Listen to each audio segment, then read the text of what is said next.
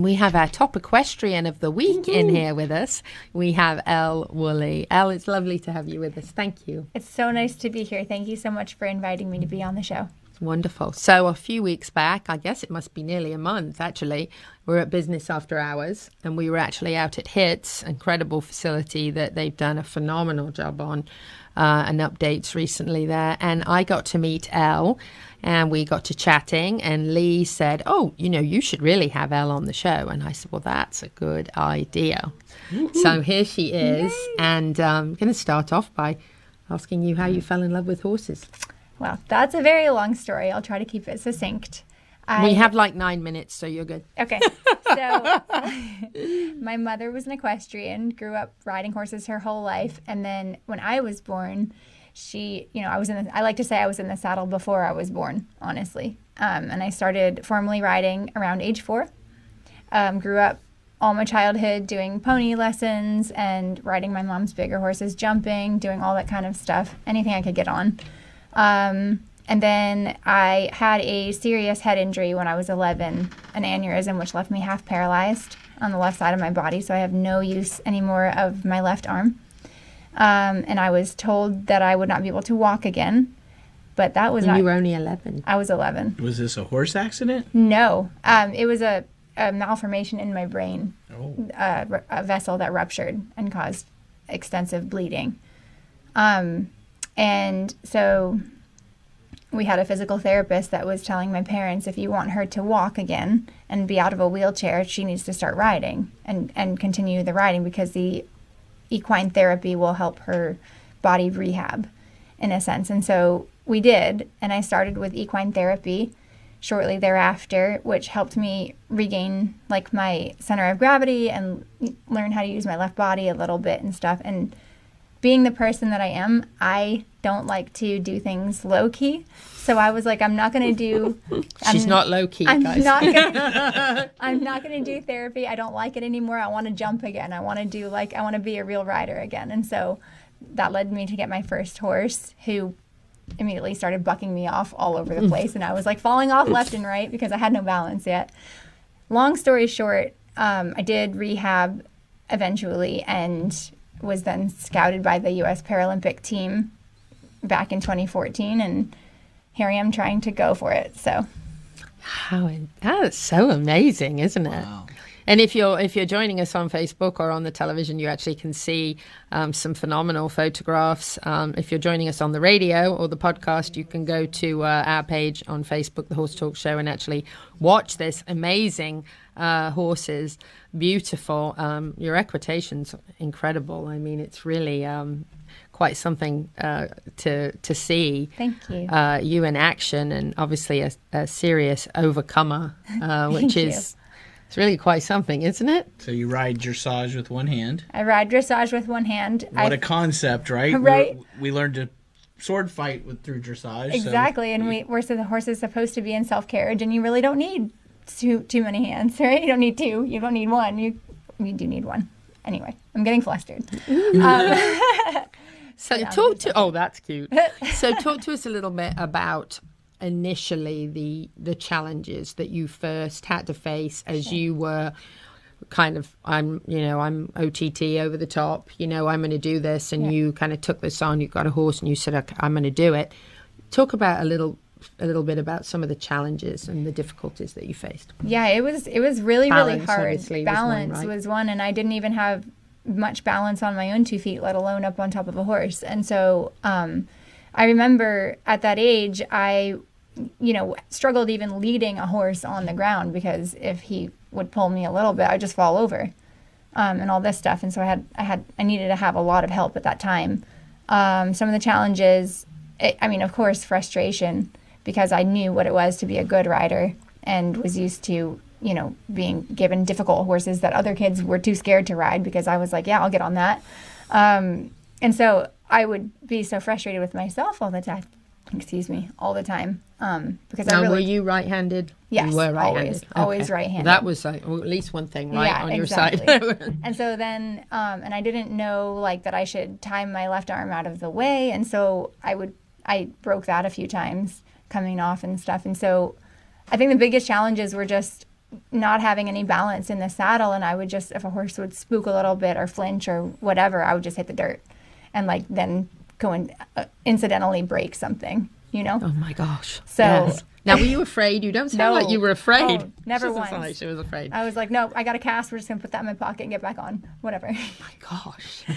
So yeah, that whole gene of like being afraid and like having that sense of self-preservation, I don't have that. You're an eventer, right? I notice a lot of eventers that do that Yeah. same thing. Yeah, exactly. Yeah. Yeah, you just got to get it done at the end of the day, right?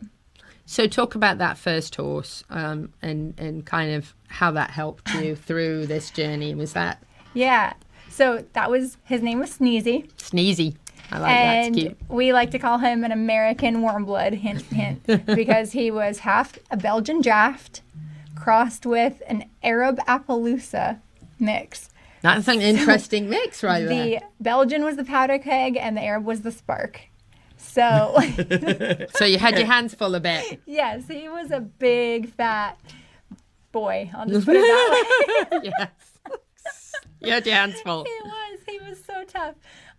He was very athletic, surprisingly so. And he wasn't particularly well behaved all the time. But I Appaloosa. loved him. Right? There's that little snitch of an Appaloosa in there. But I loved him. It was like love at first sight. We locked eyes. He had the cute little foxy ears. And I was just like, that's my horse. And Mom was like, oh, God, here we go. So that's him. As you can see, I like the red ones. I'm a really sucker for anything chestnut. Yeah. My Mustang. Yeah, I really like them. And, you know, I don't like challenges.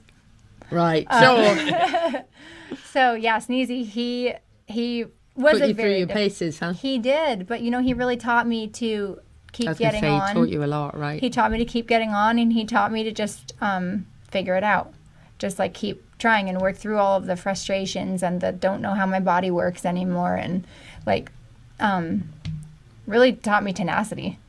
Do you remember how long it took you to get to a comfort level?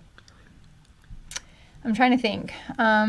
She was comfortable at the beginning. What are you talking about? No, she was definitely brave at the beginning, right? I don't know actually. That's hard to say. But it was a process. It was stages. a process. I never was scared, and I think I just didn't really realize the risk, or I didn't think about it and stuff. And so That was what you loved. It was your passion, yeah. and you were not going to be stopped. I so. just grew up with it, you know, and so I always felt comfortable in the saddle to somebody, just felt normal. And honestly, this is like my little tearjerker part. I was like, it really saved my life. I was so ultra depressed, like so sad, really didn't have any friends after that injury and coming out of the hospital and stuff like this. Like my whole life just got ripped out from under me. And horses was like the tie back to what I knew. Yeah. Yeah. So it's really what kept you going and gave you that will to really, like, you weren't live. scared, yeah, because it gave you you were like, I'm going to do this. Exactly. I think that's impressive. Yeah. It's really amazing. As you have progressed in your horse riding career, share with us some of the goals that you've accomplished that you really wanted to accomplish, and then kind of what's the top of your bucket list now going forward? Okay. So, really, the major thing that I've accomplished now is bringing my recent horse, my horse Duke, that you've seen a lot of pictures of me riding on there, the big chestnut. I'm working with him. I got him, he was my second young horse, and I got him as a 3-year-old imported and stuff, and he had a bit of an injury, and it's been a really long road getting him fit to compete. And I just did my first 3-star CDI, para CDI with him over this past weekend. So that is the first CDI I've done since 2014, and I'm absolutely thrilled. He was perfect. So I'm super, super happy with that. And as for goals, I'm really trying to qualify for 2024 Paris Paralympics. Wow. That's a massive goal. I've got little goals now. I'm really, really trying. Yeah. So I have to do a certain amount of international competition with this horse, and there are limited para CDIs in the U.S. So that's hard because we have to travel outside of the U.S. I have one in Ottawa coming up in May, if I can raise enough capital to do that. So that would be on the next on the list. And then nationals are in Lamplight, Chicago in August. And then another international show in Tryon, North Carolina in the fall. Wow. So that will get you qualified to actually go and compete in Paris in 2024. So that will get me enough points to be considered to qualify. And so then after that, I will have to go to selection trials and go through the actual Paralympic qualification process in order to be named to the team. But doing those 4 major shows this year will give me enough points to be able to be considered. Wow. An amazing journey. Go So, Team and USA. yes, that's right. Woo, yes, we'll definitely be cheering you on. So then you've got to sell some real estate too. Oh, yeah. Yeah, I'm so happy to announce that I had just joined Tasha Osborne's team with Premier Sotheby's International Realty. Wonderful. I'm a newer agent, so I'm really enjoying it so far. I love that I have the time to both ride and work at, simultaneously.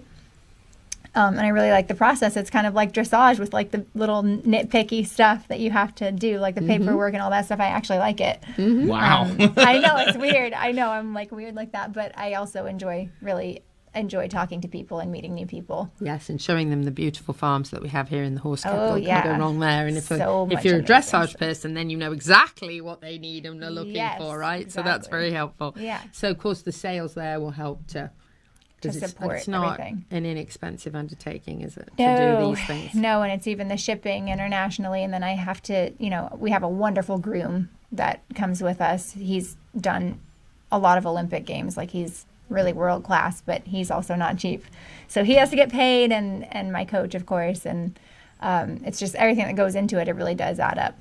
And who is your coach? My coach is Lisa Helmer of LCH Equestrian here in Dunellen. Wonderful. So you've got somebody, and then do you have kind of like a mentor person that you look up to, or is that Lisa? It's her. Yes, it's absolutely her. So Lisa, she is a phenomenal dressage rider. She took a horse that she got essentially for free and trained it up to Grand Prix.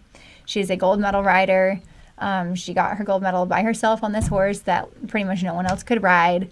So she knows the tough horses. Wonderful. She's incredible. She knows it takes a long time and perseverance, and she absolutely 100% understands my horse, which is paramount to the whole thing. It absolutely is. Yeah. Wow. What amazing accomplishments and incredible goals. And she's also the USA Developing Athlete Coach for USEF.